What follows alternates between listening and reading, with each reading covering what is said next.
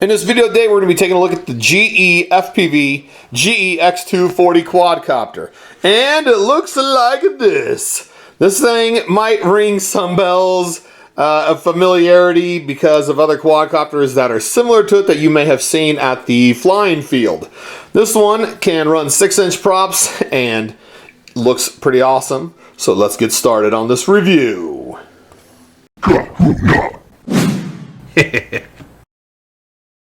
So here are all the parts laid out. The arms and the little side pieces for the upper place where the most of the power equipment goes. 2 carbon fiber plates for the bottom. And this is a 3D printed piece that probably goes between the plates here and the arms. We'll put it together and we'll see it. And then it also has this power distribution board. The power distribution board is not special. It just basically takes your input power and splits it. There's no 5-volt outputs or 12-volt outputs or LED outputs. It's just all positive and negative. And if you look at this, there's negatives in the corner and positives up here in the middle. So yeah, that's what it looks like. We'll go ahead and measure this arm, and the arms are about 3 millimeters. These side plates look about like 2 millimeters. And these plates here about 1.5 millimeters, more or less. And then this is probably the same thing as the arms. Yeah, 3 millimeters. So the build starts off like this. First thing you need to do is take this plate here and attach the upper plate to it. These things slide down and poke through here, and then you have a screw that comes up and you put a nut up here on top, and that's what holds this top plate down to the lower plate. Inside here you have a little platform that goes in here, and you have the camera mount that kind of slides in this hole here, and then you can set it up to any of these 4 different angles that you want. In this case, I got it just set back all the way just because I think I'll probably like it like that. And then for the spacers, one goes back here in the back and the other one goes up here. And if you loosen this up a little bit, which I didn't, I made it too tight, I think. If you loosen it up, it should be able to slide, there it goes, up and down this little rail here like this. So you can adjust this to put it wherever you want. And I think this thing is here so that you can put your Mobius up here on top, or your run cam, and I'll show that a little later. But anyway, this is how it starts off. So here it is, it's coming together. I got all 4 arms attached. They're just attached with a couple screws. This one has 3. But if you're going to put a battery strap in, you're going to want to put the battery strap in before you get to this point, because now it's going to be real difficult to run this through there. But I'll figure out a way to do it. Inside here, the 2 plates on top and bottom are carbon fiber, and there's the 3D printed part right there. It goes inside there, and these arms all butt up right next to it to help hold it in place. And the power distribution board is supposed to fit inside here, and it has the 4 holes inside here. You can barely see them in here, but it has the 4 holes for this, so it should just mount in there similar to this. So I think this is how it's supposed to be done. I think you run these 4 long screws up through here, and up here on top you put a little nylon washer, and that's just to make the screw a little shorter. Then you put the nylon spacer up on top of that, and that's what the power distribution board will sit on. One real nice thing about this frame is if you're trying to work inside here and you have a hard time getting to it, you can take out the 2 nuts that are right here on the sides, and then this top piece very carefully should pull out. There, and it reveals lots of room to start working on this. So on here, you can, this makes it a lot easier to see. You can see how I have the power distribution board mounted. I'm putting another nylon screw on here. So now it makes it easy to see. I got the nylon washer with a spacer, followed by the power distribution board, another spacer, and this is where the NAES 32 or the CC3D would go. Then you have this little nut up here on the top to hold the NAES 32 in place. So here's the fully assembled quadcopter frame. This kit did include 4 extra nylon washers where I just don't know where to put them. It also came with these 2 extra lock nuts, which I appreciate that because I can never find those when I need them. And I also had 2 extra metal washers. And I thought the metal washers may have been supposed to go inside here, but it's so tight I couldn't get it in. So maybe it is, maybe it's not, I'm not sure. But this frame, it has these holes here on the side.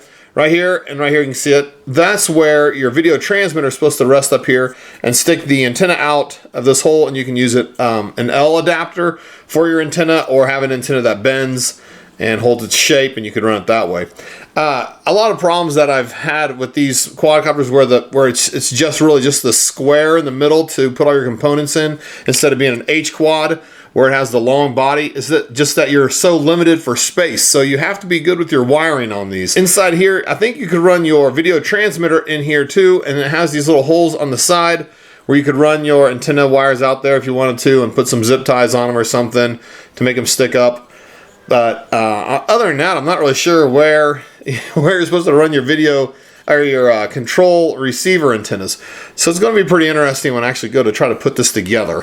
Because of how these screws are laid out, I can't actually weigh it on the scale because it just sits around it. So I'm going to put this box on here and tear this back down to 0, and then I'll just weigh the whole quadcopter frame on here. And it looks like it's coming in about 107.9 grams.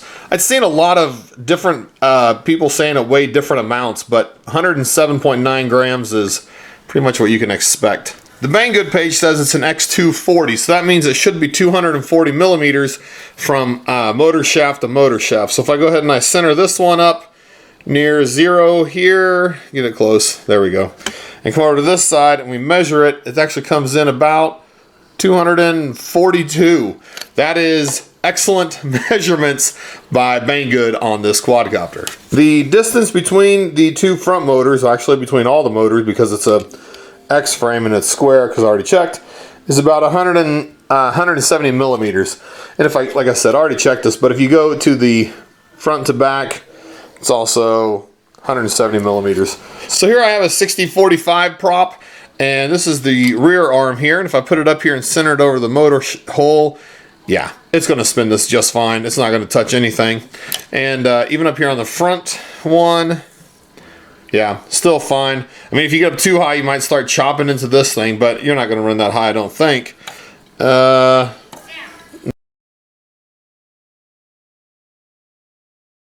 you shouldn't run that high. The motor, it's probably going to go underneath this when you put your motors on. But let's see. These motor arms here, or the arms here, have holes drilled for the 1806, which are like these little ones inside the big circle. And then these are for your 2200 size motors. Now you could run 1806 motors on here. I got a ZMR 250 where I do run 1806 motors with a 6-inch prop, and it flies real smooth, but the only problem is it doesn't have a lot of power. The 1806 motors have a hard time spinning the 6-inch props, especially near full throttle. They just struggle because they're just not strong enough. But the 2200 series motors should have a lot better time spinning 6-inch props. Now the motors I've been thinking about for this are the new Emax, the RS 2205 motors with the red bottoms. I think they would spin 6-inch props on here like a madman, and this thing would have some major power to it. The space inside here for your FPV camera is about 38 millimeters. So if you have a 35 millimeter board cam, it should fit in here just fine. One real nice thing about this frame is that since you have this already angled, you already have some built-in angle into your camera. You can take a Mobius or a similar camera like this, and you can put it up here on top and mount it like this, and that way you're kind of angling the same angle that your camera on the your FPV camera on the quadcopter is. And that'll make for a lot better video, especially when you go to tilt forward and you're going like this. Your Mobius is actually pointing straight the direction that you're going, so that you can actually see the decent quality video come out of this. As far as how you'd mount this down, you'd have to either run a battery strap through here or maybe a couple of zip ties. In fact, I would probably recommend zip ties just so that you don't lose this, and when it crashes, it'll stay with your quadcopter and you're not walking around in the field looking for it. But you could run zip ties around this way, and you could run them down around through this hole here and mount it in a couple zip ties this way, and that thing's not going to go anywhere. And if you're really concerned, you could put some foam underneath on top of these spacers so that this thing could just rest on that foam, and that would make it even a little bit more smooth video when you go to review it later. So here's my newest ZMR 250 sitting next to the GE-X240.